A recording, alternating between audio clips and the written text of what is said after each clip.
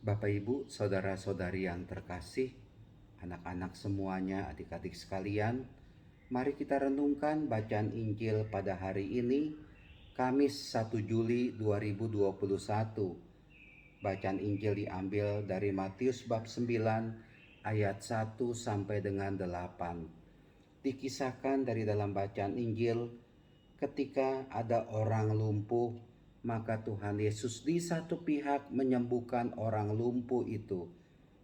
Orang lumpuh itu dibuat bisa berjalan kembali. Yang kedua, yang penting daripada itu adalah Yesus mengatakan demikian kepada orang lumpuh. Percayalah, hai anakku, dosamu sudah diampuni. Tuhan Yesus menyembuhkan orang yang lumpuh itu dan bisa berjalan lagi. Sekaligus juga Tuhan Yesus memberi kesembuhan jiwa, kesembuhan ilahi, yaitu mengampuni, memberi pengampunan orang kepada orang yang lumpuh itu, bahwa dosanya sudah diampuni. Dua hal yang diterima oleh orang lumpuh: pengampunan, kesembuhan dari Tuhan Yesus. Namun ada saja yang nyinyir, katakanlah ya. Maka berkatalah beberapa orang ahli Taurat dalam hatinya, ia menghujat Allah. Dan Tuhan Yesus itu tahu apa yang ada di dalam hati ahli-ahli Taurat tersebut. Ada ungkapan tidak suka kepada Tuhan Yesus, ada ungkapan yang kelihatannya menyudutkan Tuhan Yesus, tapi Tuhan Yesus itu tahu. Maka dari itu Bapak Ibu, pertama-tama mari kita hati-hati dengan hati kita. Apa yang kita rancangkan, rencanakan di dalam hati, di dalam pikiran kita, Tuhan itu sudah tahu. Tuhan itu sudah mengerti. Jadi pikirkanlah di dalam hati kita ini, buatlah, munculkanlah ungkapan-ungkapan, rencanakanlah perbuatan-perbuatan baik, perbuatan benar, perbuatan kasih. Rencanakanlah, rancanglah itu, perbuatan kasih, perkataan kasih di dalam diri, di dalam hati kita. Karena Tuhan pasti tahu apa yang ada di dalam hati, di dalam pikiran kita.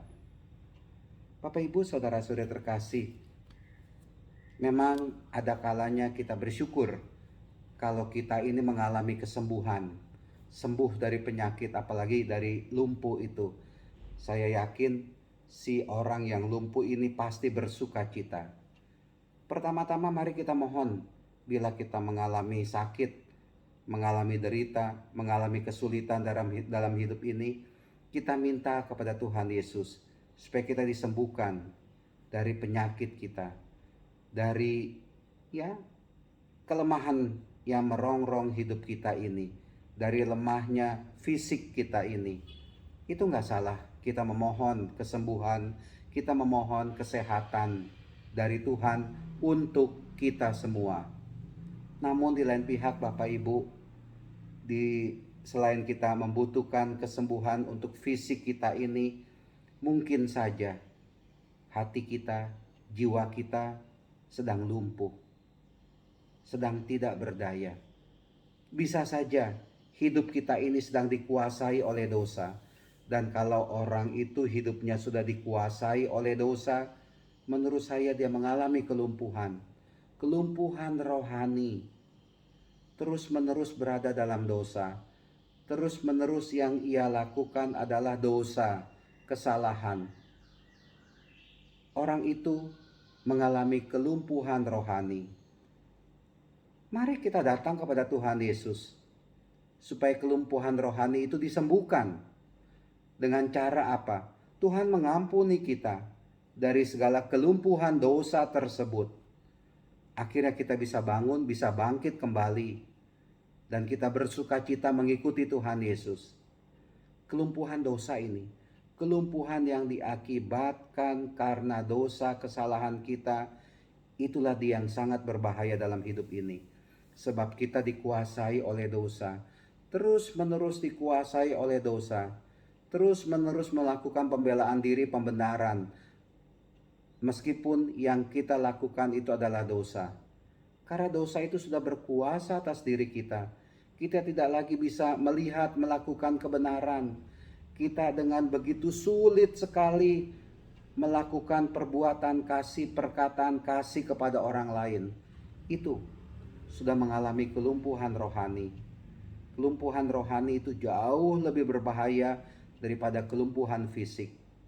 Kelumpuhan rohani itu bisa saja mengecoh, menipu orang, memperlihatkan diri sebagai orang yang baik, yang benar, yang suci, mungkin dengan jubah seperti yang saya pakai ini, tetapi hatinya itu penuh dengan kebusukan, penuh dengan kejahatan, pikirannya itu penuh dengan kelaliman, bisa saja demikian.